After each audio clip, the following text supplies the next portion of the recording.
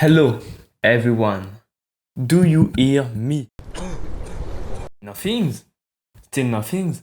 No problem. Anyway, I improve my English. You want to improve your grammar, but you don't know what is the present perfect and when you can use this for social success.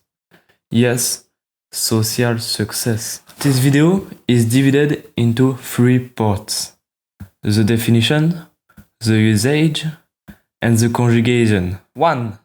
The definition. What is the present perfect? It's a good question. This is a conjugation tense. That's all. Just a conjugation tense. 2. The usage.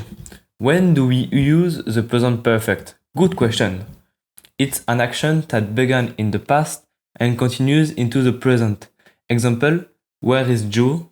He has just left. He left 1 minute ago.